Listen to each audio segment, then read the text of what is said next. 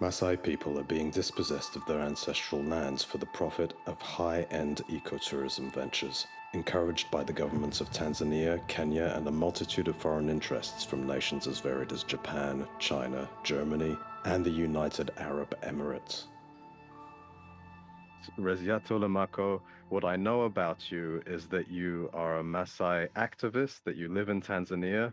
My first question to you is, where were you born and what are your memories of your lifestyle when you were a child? Was it a pastoralist lifestyle? 100%. Where I live personally, where my parents live, is actually in the in the forest. Because I'm from Gorongoro. That's why I'm really born. I'm gonna ask you now about the voting situation because these politicians obviously one of the main problems seems to be that you are being denied the ability to vote. How do they prevent you from voting? I think I can begin by saying that my region is one of the very potential region in the country because of tourism activity.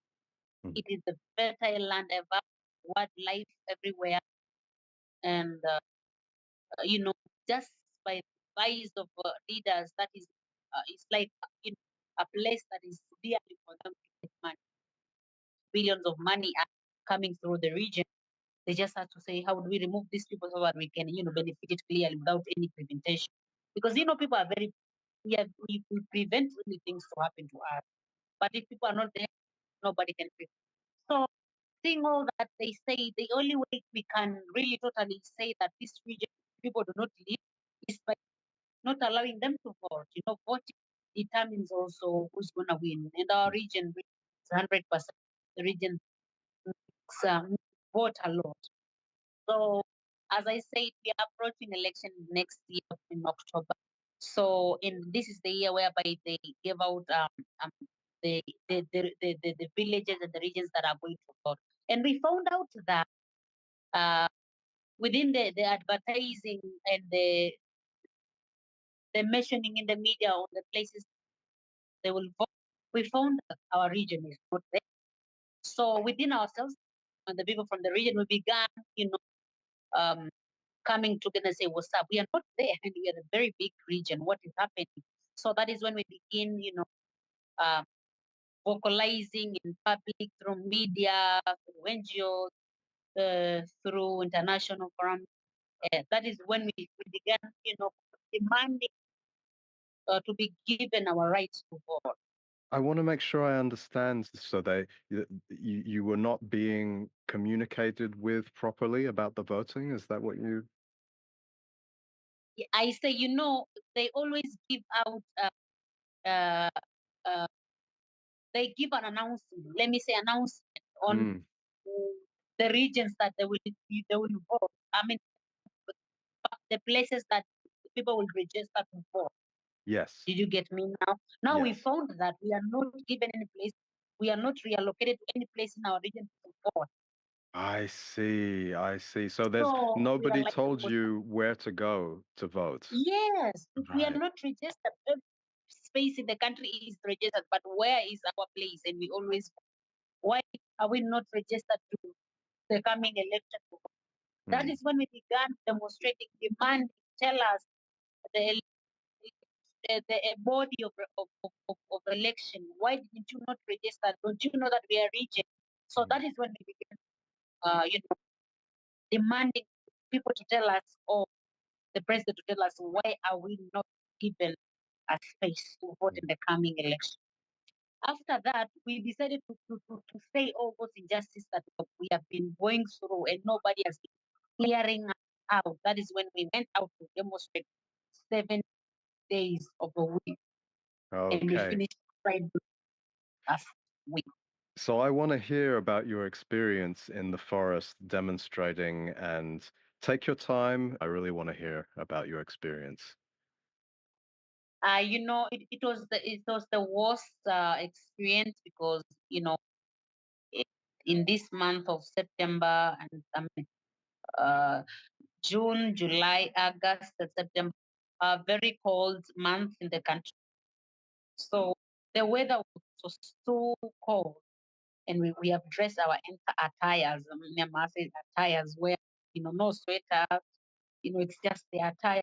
So um, eh, the cold can flop you anyhow, and we were moving from very far distance, 21 kilometers, 30 kilometers. We are moving and seated somewhere, you know.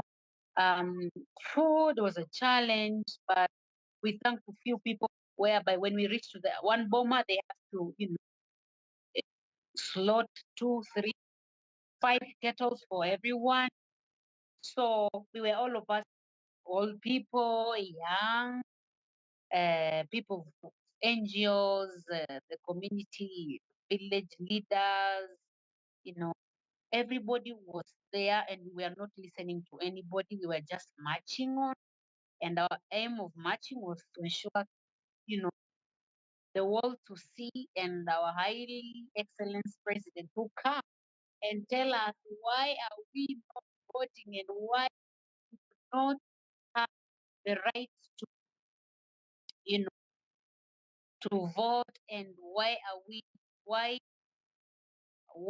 why are the medias claiming that we have decided to move away from our land voluntarily? Well, we didn't volunteer, and why some of the social services like hospitals, schools, water have been cut off since 2020, and uh, we are hearing that we are people from Ngorongoro region, uh, you know, you know, have decided to move away to other area that the government has reallocated us, but we didn't. So the experience is that we have seen a lot of government officials were sent to come and calm us down, to tell us, the president does not have that intention of removing you, blah blah, and we didn't want to hear any political leader. We only wanted to see the president. And but finally, we also the tourist cars. We told them, go back to your nation, because this is the Maasai land, and your money is making us walk away from our land. Um, Most of our people didn't know English, neither Swahili, but those who know, like us, we had to speak. That is an experience that I think it can never be forgettable, uh, by us ourselves as the Ngorongoro community, because it actually made us to become one, unified as the whole community in the region, something that has never happened actually. And it has made us to know really who is in our side and who is not. So, what was So your experience of talking to some of these tourists and revealing to them what the tourist money was doing by spending their money in the way they were spending it? The effect that it was having on your people? How did they react? actually, some tourists were crying, and some were they were telling the driver, "Please stop, let us hear them." Some came out of the cars. They were trying to communicate, and some drivers were threatening, like, "Hey, these are the people. Let them go." We were not understanding anything that anybody's telling us, but and most of the tourists were really quiet. They were really shocked. Some wanted to go back, um, uh, but some really comforted us, like, we didn't know about this, and we didn't even don't know what is happening. Some say we just come to vacation. We don't know what is going on, and I did. Some were like, we are going to reflect about this. And some were like, some really were crying, and they were comforting us. And some were, you can see them calling. I don't know whom they calling, their friends, their agencies. So their reaction was really empathetic to us. And we felt like, they allowed us to move and to stop their car. That's wonderful. Thank you for sharing that. And it makes me smile because in a way, it's a bit of a strange concept, even though we're very used to this concept of people going to another country without really understanding the situation that they are walking into.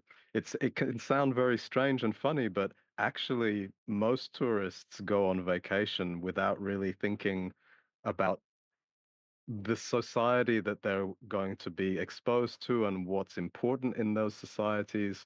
We think of it in terms of what we are going to get from it. Oh, I'm going to get to relax on the beach. Or, oh, I'm going to see a lion.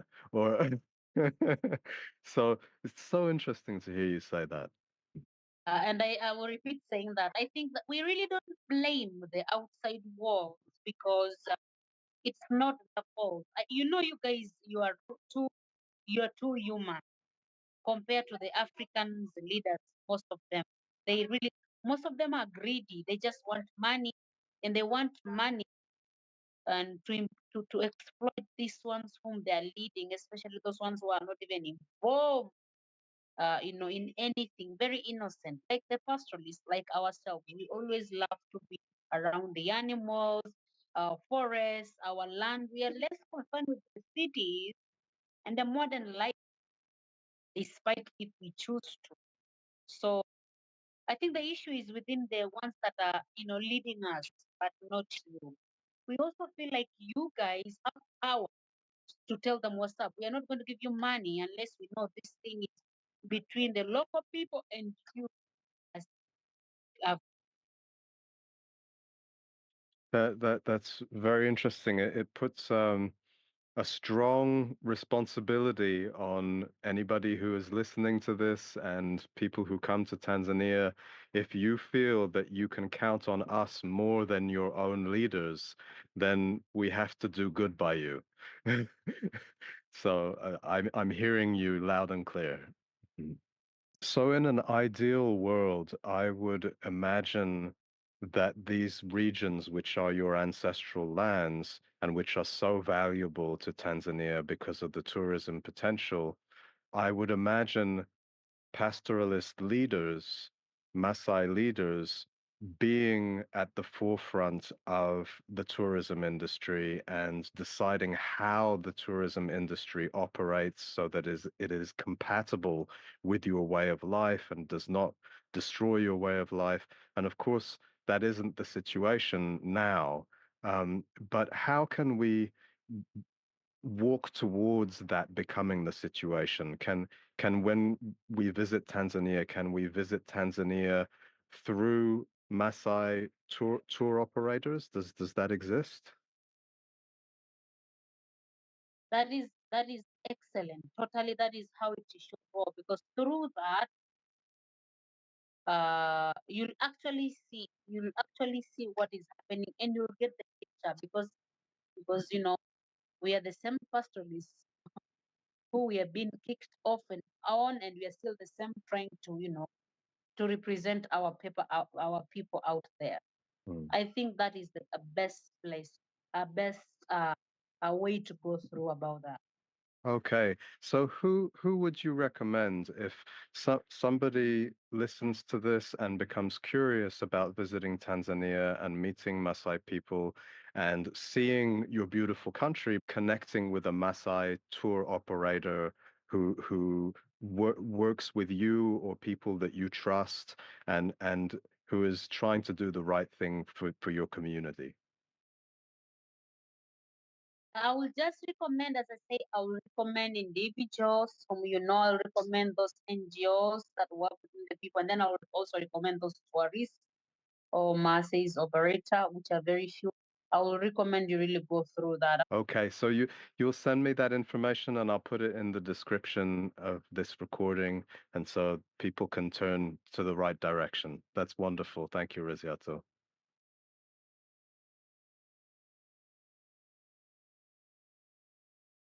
Thank you too.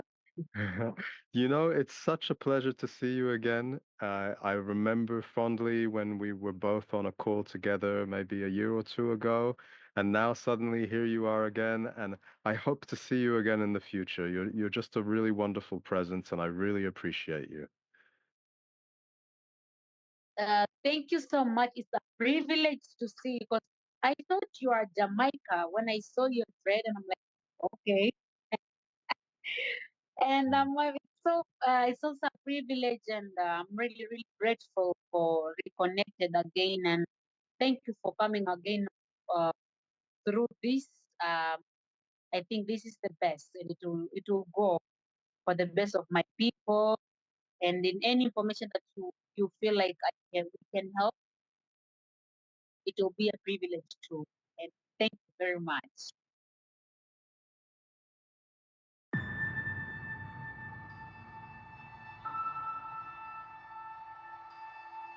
For links to Resiato's recommended Maasai tour operators, as well as the LIA.org, the NGO that Resiato works with, please look in the description below.